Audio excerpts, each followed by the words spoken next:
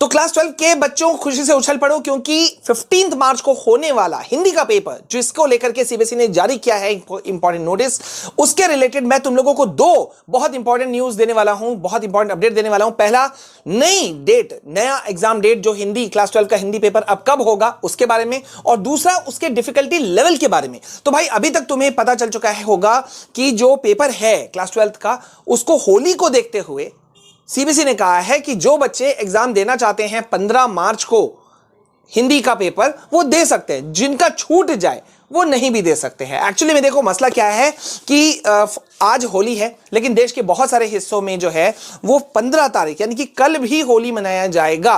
तो इसको लेकर के सीबीएसई ने जारी कर दिया एक नया सर्कुलर, और सीबीएसई ने बता दिया कि भाई अगर जो देना चाहते हो दे दो, नहीं देना चाहते हो बाद में दो। अभी तक तुम लोगों को इतना ही इंफॉर्मेशन पता होगा, मुझे मालूम है, लेकिन मैं बता देता हूं कि नेक्स्ट डेट जो है वो सीबीएसई कब तुमको देगी। देखो बच्चों, जो सीबीएसई के स्टूडेंट्स है ना, उनके लिए एक स्पेशल स्कीम है, एक स्पेशल उनके लिए एक नोटिस होता है, कह लो एक सिस्टम है कि जो भी बच्चे नेशनल प्लेयर्स होते हैं, इंटरनेशनल प्लेयर्स होते हैं, ओलंपियाड्स में हिस्सा लेते हैं या जिस तरह के भी गेम्स में हिस्सा लेते हैं, तो उनके लिए एक पॉइंट रहता है कि अगर उनका एग्जाम छूटता है तो उनके लिए अलग से एग्जाम की व्यवस्था की जाती है। तो सीबीएसई ने कहा कि भाई साहब ये एग्जाम जो है वो हम उन्हीं के साथ में ले लेंगे जिन बच्चों का छूटेगा। तो मतलब ये हुआ कि वो एग्जाम तुम्हारा उन लोगों के साथ में होगा। अब तुम्हारे मन में होगा कि सर वो एग्जाम होगा कब? देखो बच्चों, मैं बता दूं कि जो पेपर है तुम्हारा 12th का वो 4 अप्रैल तक चल रहा है। तो उसी के आसपास, मतलब मान के चल सकते हो कि हो सकता है 7-8 अप्रैल तक के अंदर में तुम्हारा हिंदी का पेपर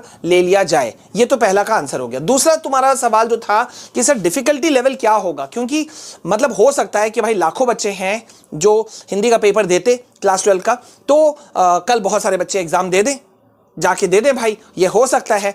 तो क्या होगा, जो बाद में देंगे उनके लिए डिफिकल्टी लेवल ज्यादा रहेगा या जो अभी देंगे उनके लिए ज्यादा रहेगा? तो देखो बच्चों, मैं एक बात बताऊं, डिफिकल्टी लेवल जो है ना, सीबीएसई एक तरह से ये मत समझो कि जो अभी कल दे देंगे उनके लिए इजी होगा या बाद वाले लोग जो दे देंगे उनके लिए इजी होगा। मैं बता दे रहा हूं कि देखो सीबीएसई जो है वो क्वेश्चन पेपर एक सेट में नहीं बनाती है। एक सब्जेक्ट का जो है वो बहुत सारे सेट पेपर्स, क्वेश्चन पेपर के सेट्स बनते हैं और उनमें से कुछ ही सेट पेपर को सामने लाया जाता है।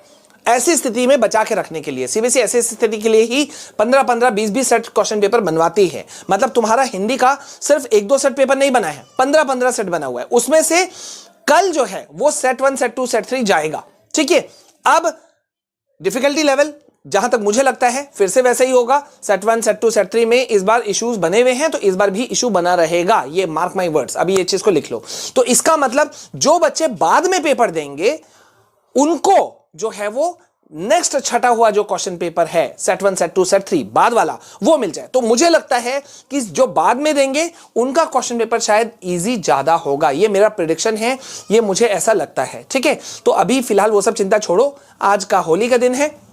अगर तुम्हारे एरिया में, मेरा सजेशन ये है कि अगर तुम एग्जाम सेंटर में जाके एग्जाम दे सकते हो दे दो, टेंशन फ्री हो जाओ।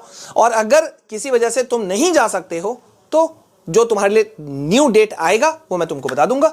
ठीक है, और अभी तक मुझे लगता है शायद भूल गए हो तो वीडियो को लाइक कर दो, शेयर कर दो और कमेंट कर दो, सर बोर्ड को फोड़ेंगे। चैनल में पहली बार आए हो सब्सक्राइब जरूर करना, बेल आइकन प्रेस करना, ताकि जो भी वीडियो मैं यहां डालूं तुम तक पहुंचे। और अब सीयूईटी से रिलेटेड जो भी इंफॉर्मेशन है वो इस चैनल पे उसके सारे अपडेट्स आएंगे। ठीक है, अभी के लिए बस इतना। जय हिंद, वंदे मातरम।